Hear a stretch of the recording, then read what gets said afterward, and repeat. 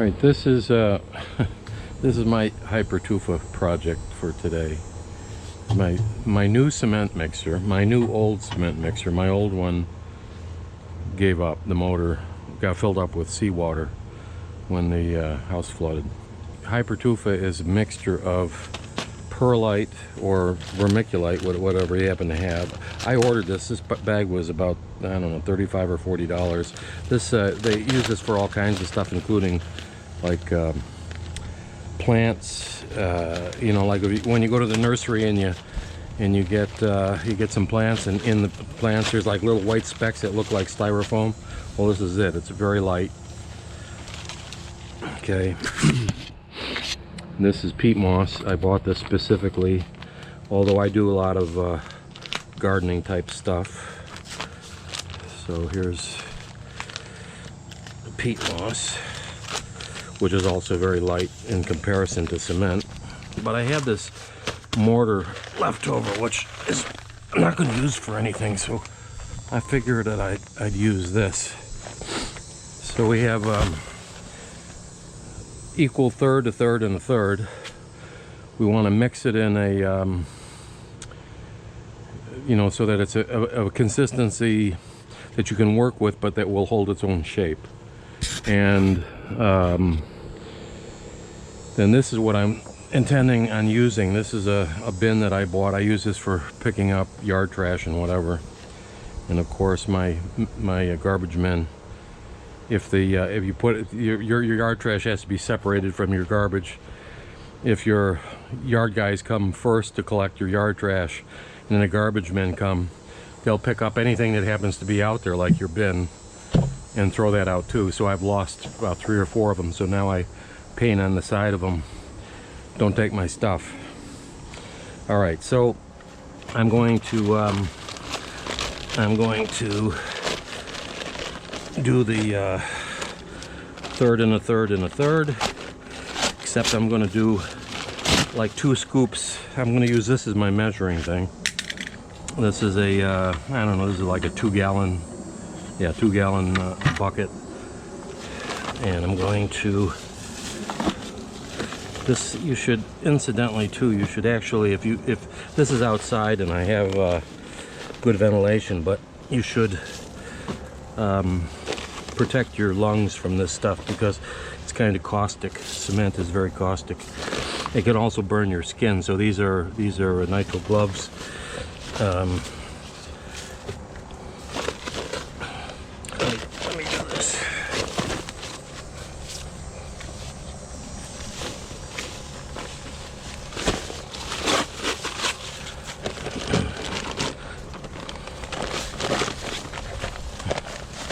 As you can see, this is kind of messy.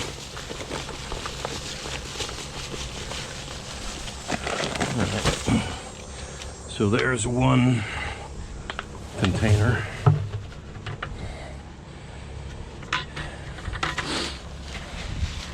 I'm going to get something to scoop with.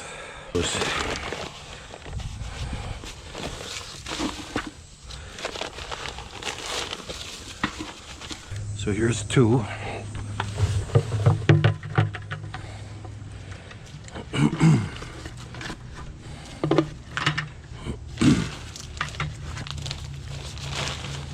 Okay, there's 1.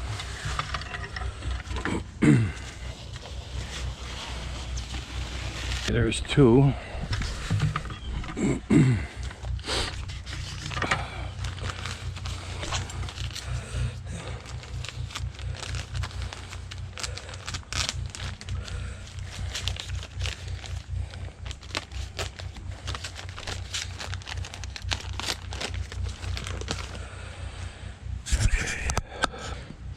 All right, this is also very light.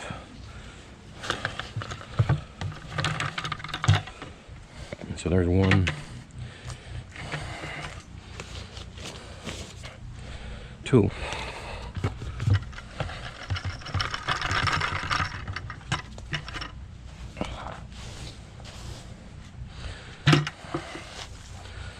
All right.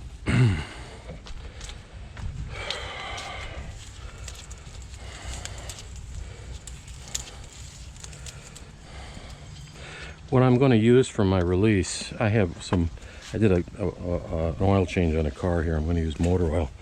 You can use any oil, really. It all depends on what you're going to do with the, ultimately with your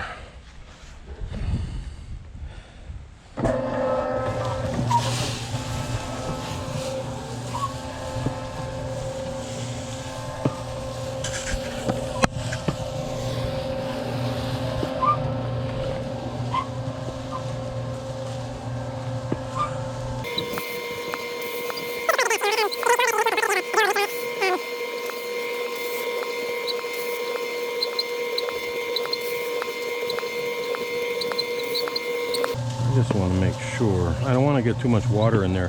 You can always add more water, but I want to make sure that we're getting all the way to the bottom over here, and we're not. See, I got all those dry ingredients down at the bottom.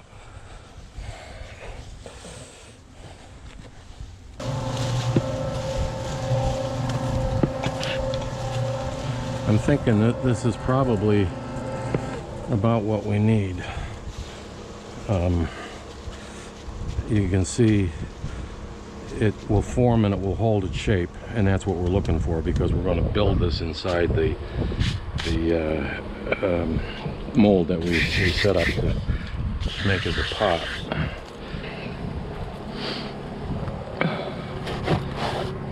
I have old motor oil. You have to be careful of what you're going to.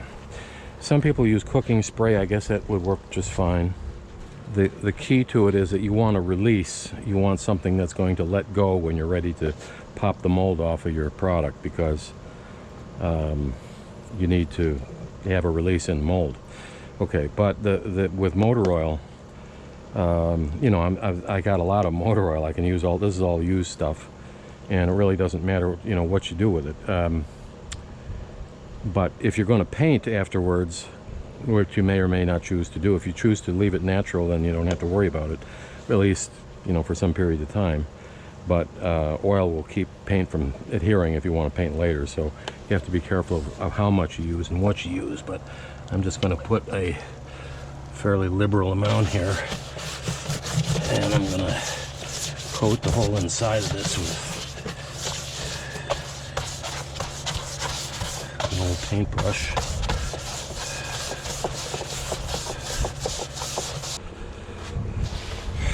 Our mold, or our, so we're going to have this about an inch and a half, maybe, I guess. We'll see how far this batch goes. This is a really big mold.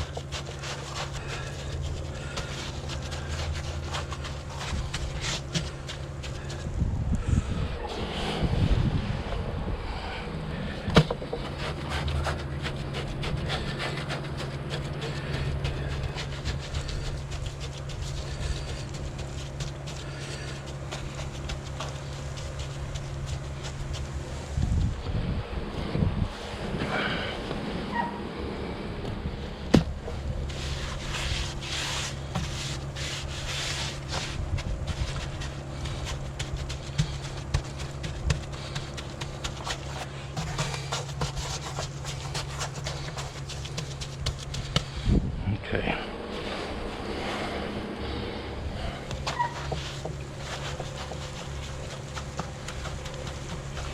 Let's see, it's going to be, hopefully it's going to be about an inch and a half thickness, which would be like about that, the walls.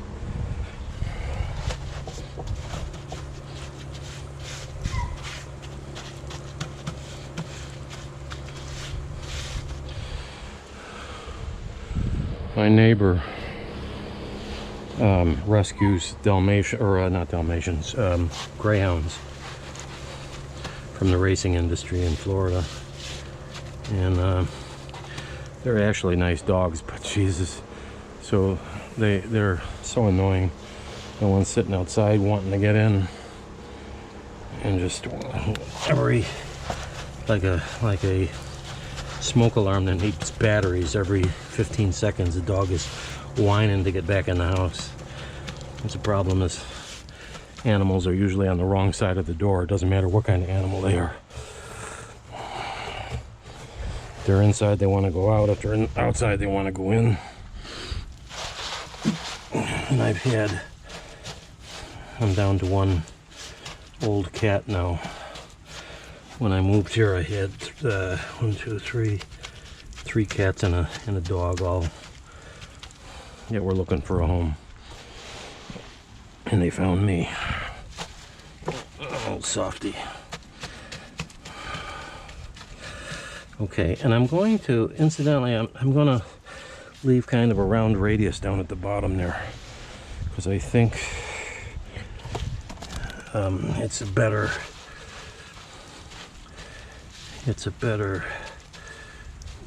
physical design to do that. Less stress, less ability to crack in the future. I don't know. This is an experiment. I'm going to see how this all works out. Turn off that water. That's driving me nuts. Why is it leaking? For a drainage hole, keep in mind this is cement. So we're going to put a hole here.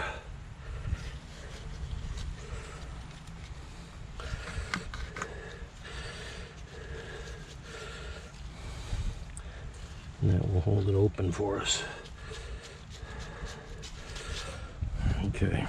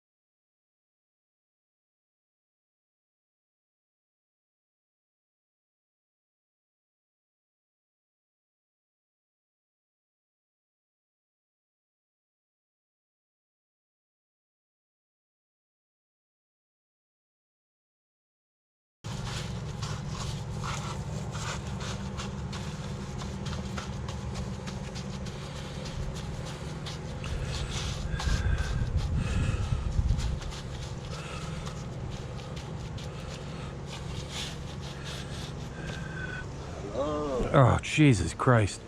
Yeah. I didn't see you coming. The fuck? Look how sharp. Huh? Wow. Wow. Take a shower? Yeah. What do you like to do? I'm taking a shower. No, now. What's the project? This is this is called Hypertufa. You take cement and peat moss, and this is vermiculite or perlite, I'm not sure which, I don't know. And you mix it together and you get this. It's a little much lighter than cement. You remember last year I made that one out of poured cement? Yeah. 200 pounds, it's heavy. This will weigh probably, I'm gonna guess maybe about 40 pounds, 50 pounds. So. You think it's thick? Think it's thick? You know, like it's gonna get it dry? No, I put oil on it. Oh. It sets. It sets.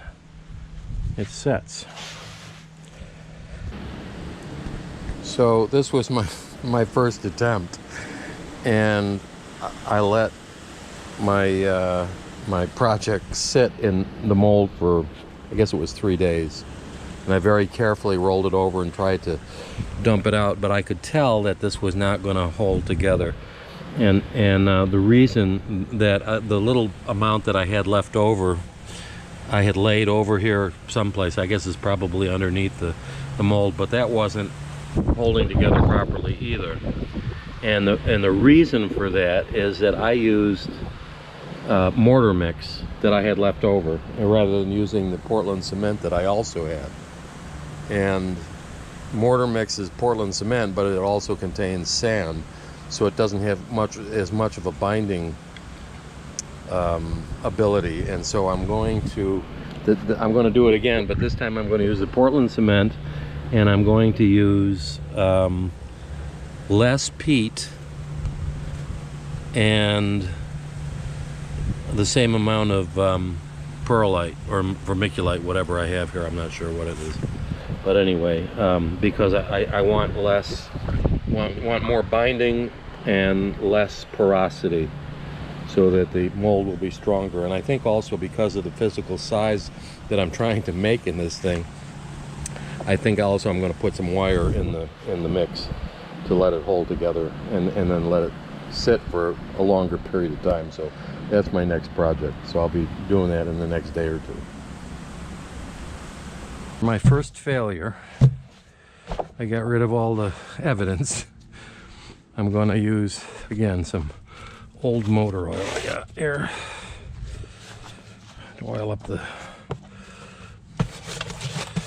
release agent.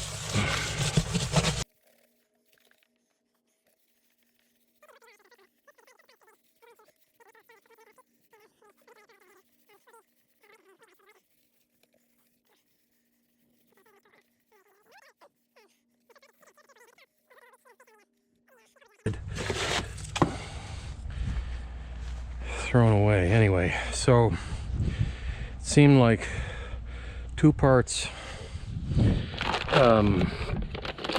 Portland cement. Incidentally, the way that you open these things, you take this top layer of paper off, and this goes for any of these bag lids like this, and then this opens up much more easily, he says. Once you get this top layer off, the bag opens pretty easily.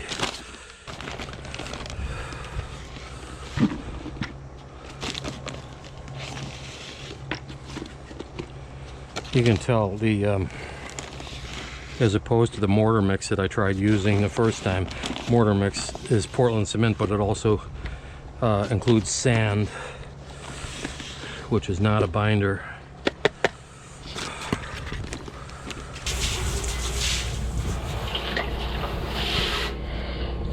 I want the stuff sticking in the bottom like I had last time, which is why I did that. Okay. All right. So that's 2 of those. Peat.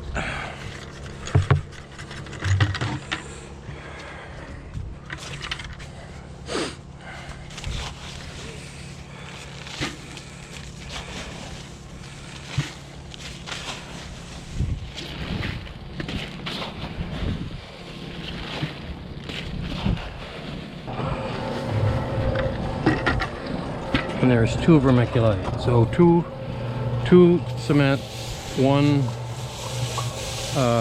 peat, and 2 vermiculite.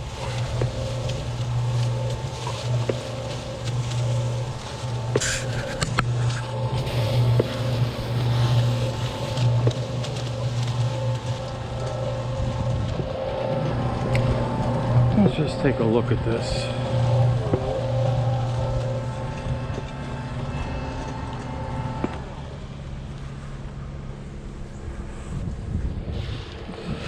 It's a little soupy, a little too soupy. All right, so I'm gonna put some peat back in there. This is a little bit too much water. All right, let's see, let's try a half. Maybe I'll get to 2, I don't know. Maybe I'll get to 2.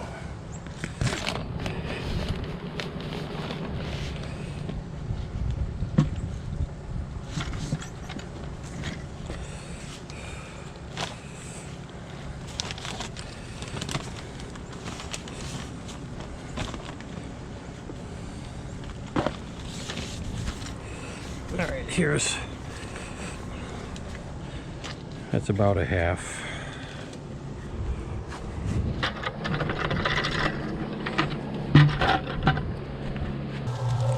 You can mix this stuff in a 5-gallon bucket. I have a heavy-duty drill that I'll actually go and get it and show it to you.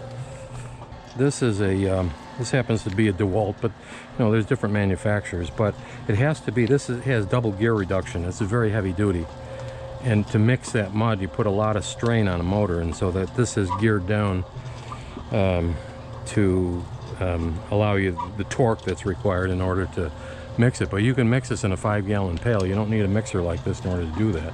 And I'm mixing a large quantity too. You can mix it in an amount like in that bucket actually, or in, you know, a 5-gallon bucket, and this works just fine.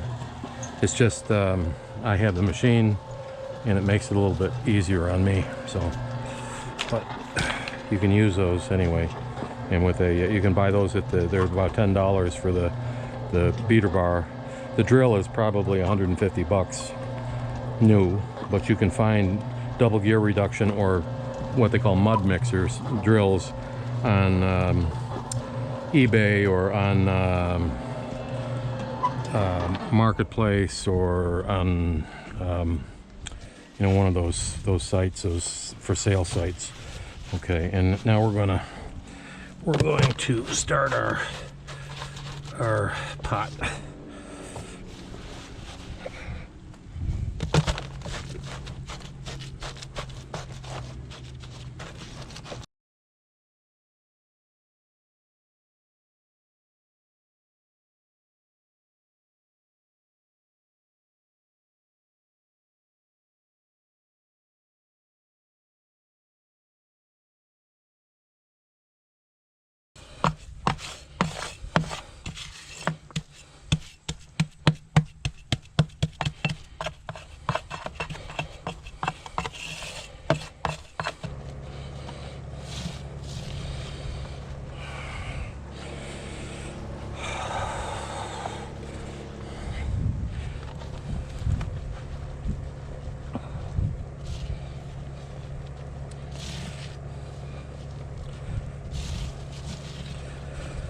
Wondering, I may try to make one of these out of just cement mix like this. I tried once upon a time pouring one with an inner and outer sleeve. I actually made a video of that too.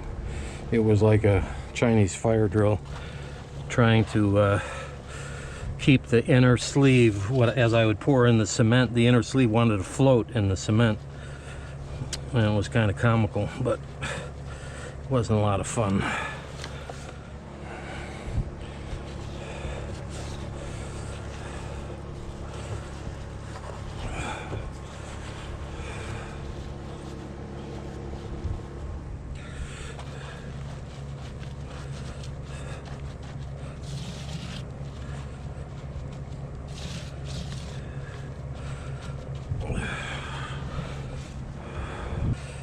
You want a little bit of space for this thing to be able to drop out as you turn it over. And I'll let this sit for 2 or 3 days anyway before I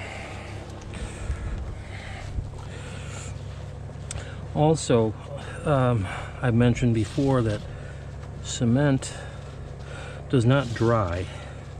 Cement cures. That is, it's a chemical reaction. So you only have maybe 45 minutes to an hour once you start mixing. Once you put the water in the cement mix, you only have about 45 minutes or so to get your stuff in place, because otherwise the chemical reaction will start to let the cement harden, and then you won't get the moldability, I guess you'd call it. So you need to work fairly quickly when you're doing this.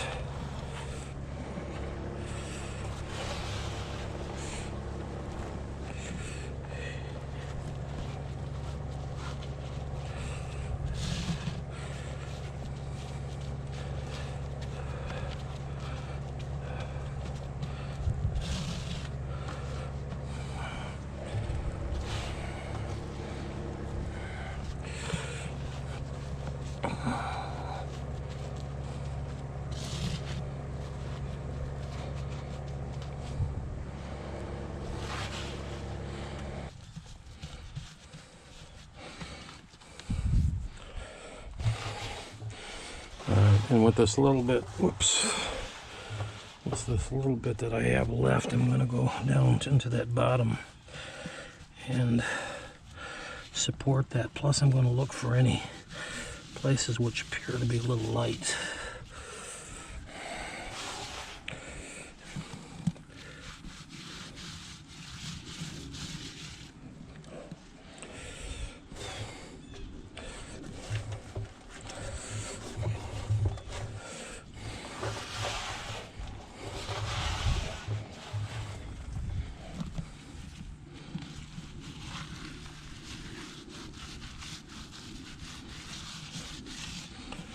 I'm actually wondering even if you could maybe put a layer of cement, just mix some Portland cement and make a interior cover. If that would help improve the strength at all. I don't know, we'll figure it out, I guess.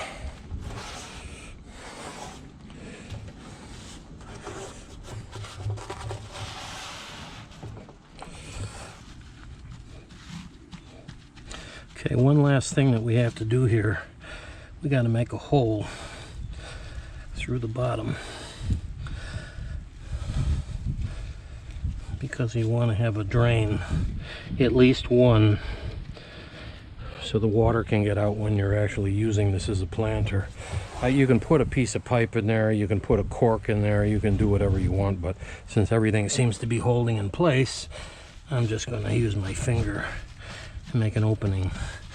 And with a pot this large, you could actually make several of them, but I'm going to just leave it with the one, because in Florida it's hot, and even though you water sometimes in the morning, by the evening stuff is still screaming for water. So all right, I'll go right down to the dregs here, whatever's left.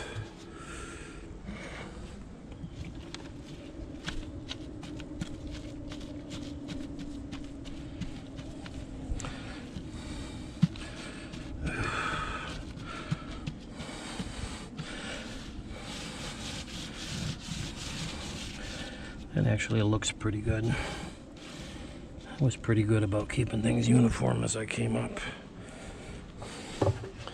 I'm hoping that's thick enough too. You know, a larger pot, maybe you need to have more material, I don't know.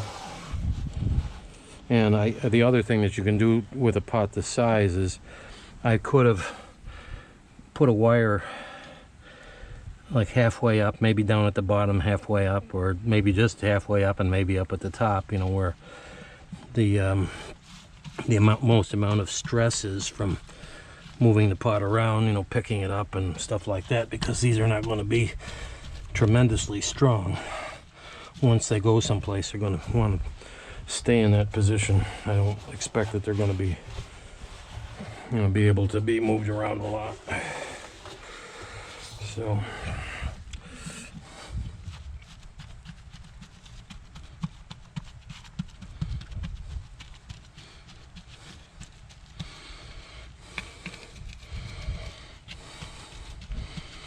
okay.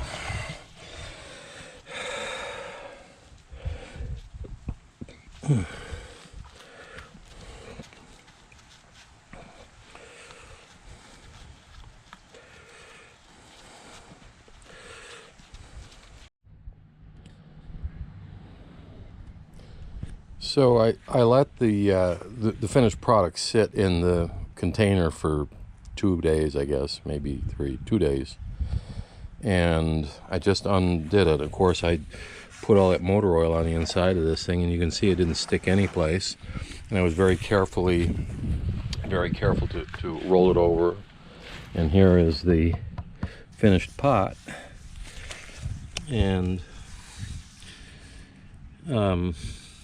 you can see where this is going to be a stress riser, a place where the thing can ultimately fail. There's my I dug this out with my finger, but you can put a piece of cork in there or whatever.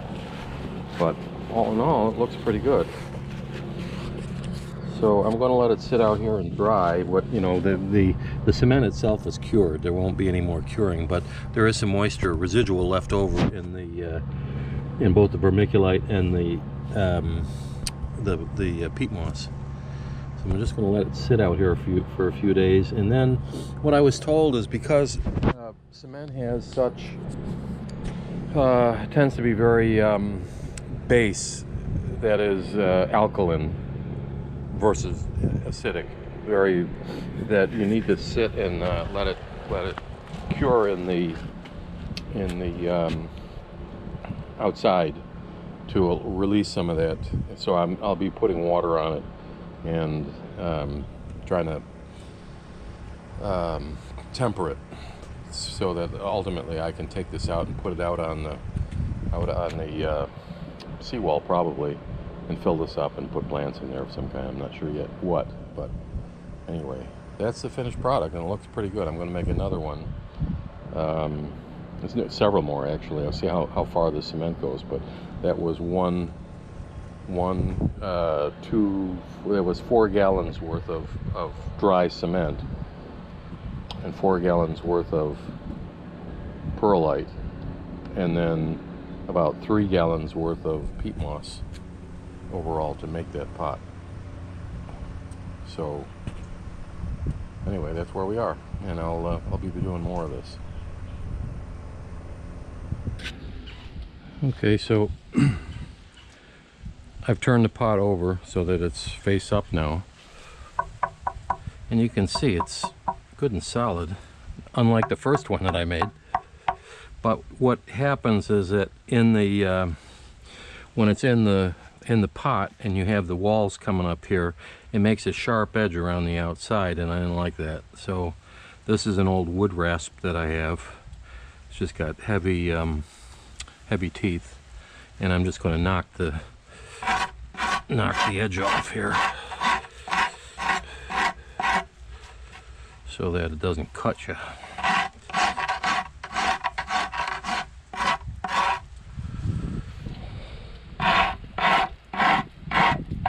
And these only cut in one direction, you know, this way. So, and it's like all files, it's the same thing, you know, they only cut in one direction. So now it's a rounded edge there. It's still rough, you know, but at least it's not sharp.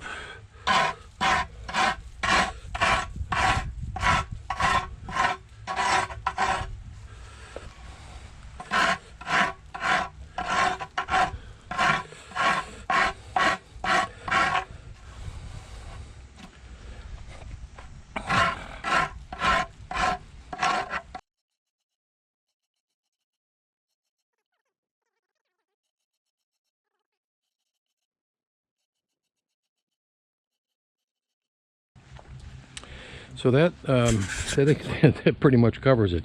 I'm going to, it should be tempered, that is sitting out in the weather for a few weeks and whatever, but I just don't have time for that. I used to have a gardenia that I brought with me actually when I moved here, that I've had for years and years and years, and I put it in the ground here, and then we got flooded and the salt killed it. It was a beautiful plant, but anyway, so I got another small replacement, and it's going to go in this pot. And right now it's in a little tiny thing and it can't breathe, so I'm going to immediately plant it in here. So that's the final step in doing this.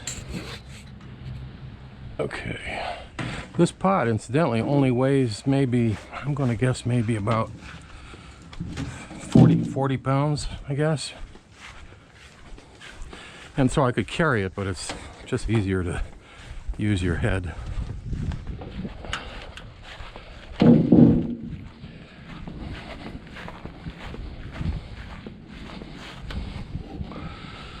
Okay.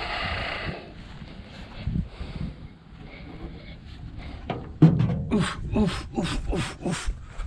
Okay. And here's a little gardenia that's going to go in it. I'd like to make pots for all of these. Actually, these are desert rose that I got on clearance at Lowe's, of all things. They're normally about $30, and I got them for half price. So I wish I could have gotten more, but whatever. And I have to water these every day. It's dry, so I'm going to plant that in here. I'm thinking maybe I'll move the pot and put the soil in over here, because with that and the plant and the soil and everything, that thing's going to weigh 100 pounds. So anyway, that's the next step. This is peat actually that I used to mix the pot with, but I'm going to put this in the bottom because that way I have the hole out here so that water can drain, but this will hold moisture. And then I'm going to take, I have, this is composted manure. This is some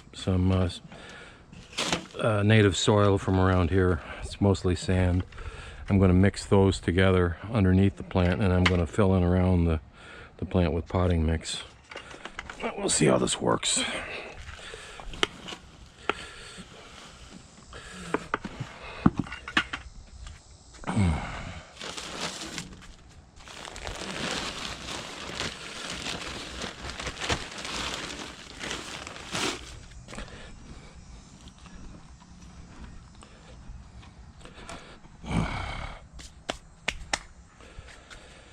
Okay, come here, Mr. Gardenia. See, this hasn't been so happy because it gets dried out too quickly over here. These pots are just too small for it. But okay, we tease the roots away from the pot so they can find their way into the soil.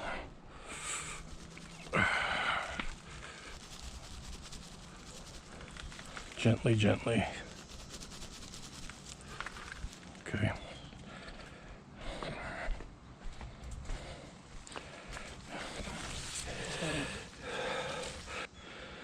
Plant too low, it won't grow. All right, so we have peat at the bottom, a mix of manure and native soil immediately underneath it, and then we're going to fill in the top with potting mix.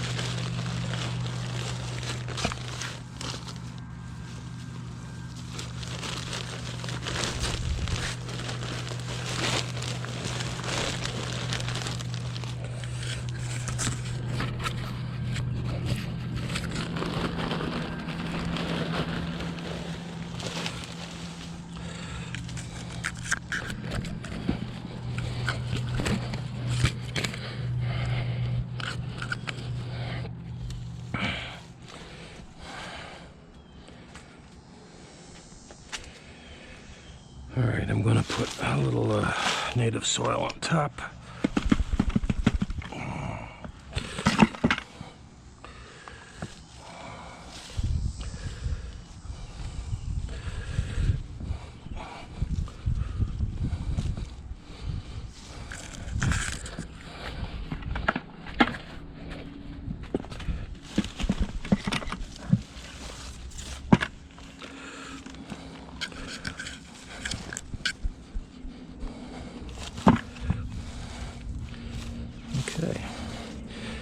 And that, I think, is it.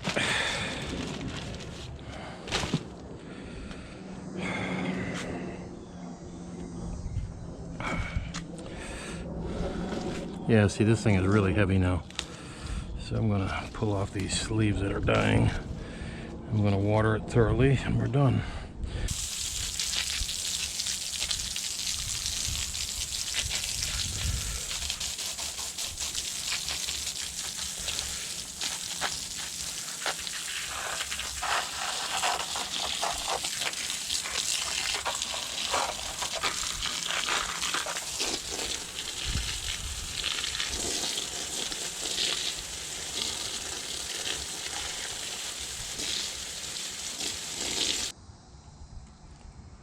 This incidentally is a pergola that I built earlier this year. Actually during the summer, it was hot as hell. And this is a mandevilla, which is a climbing vine, beautiful. They have right now nothing is in bloom, but usually that one out there is one that survived the flood, and I got another one in the front that survived the flood. They have these yellow like bell-like flowers, beautiful, and it profusely blooms all year. You can see there's a whole bunch of buds on here that will bloom. The only thing that I find, and I don't know about here, but I had similar vines in Miami and a pergola and whatever, and oh, here's one right here. Here's a flower, but you know, normally it would be like a bell-shaped flower. Anyway, they get attacked by oh, see this right here? That is an oleander caterpillar, and the oleander moths lay the eggs on these things, and you get dozens of these guys, and they just consume all the leaves. So you want to eliminate those.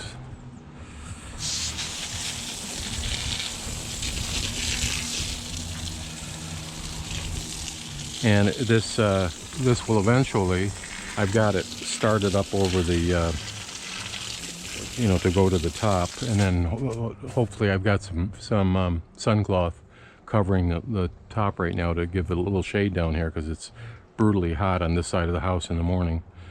Not so much now because it's already mid-October, and this is about the time that the weather changes. This is when we get winter, well, fall, whatever.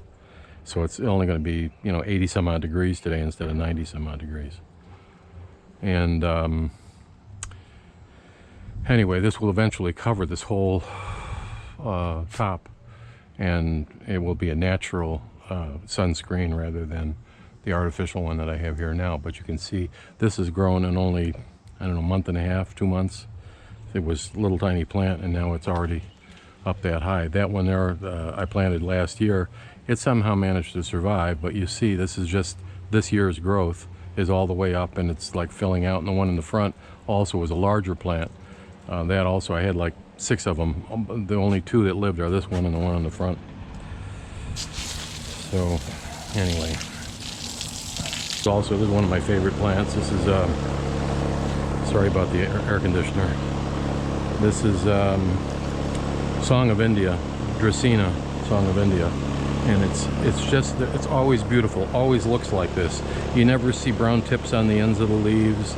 It can put up with drought. This one is tremendously pot bound. It's just a wonderful, wonderful plant and very attractive. That's my favorite, one of my favorites.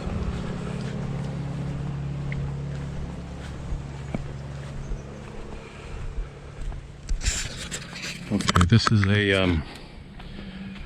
a Dendrobium.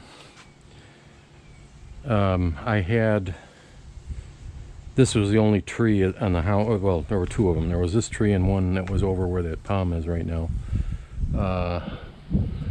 That was a traveler palm that must have been here for at least 30 years or more, but it died because of the salt. This there were 3 trunks here. It was a triple. 2 of them died. This one did not. You can see how it's growing that way because it was away from the other 2.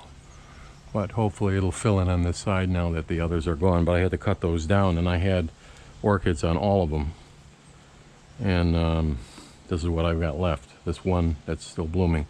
I actually, when I took down the one of the trees, I didn't want to kill this orchid here, so I just cut the stump off and stuck it in the corner over here, and that's the result. I don't know if it's going to bloom or not, but anyway, it's there, and I'm that's my story, and I'm sticking to it.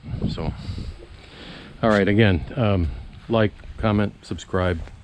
Thank you all for watching this video. Bye-bye.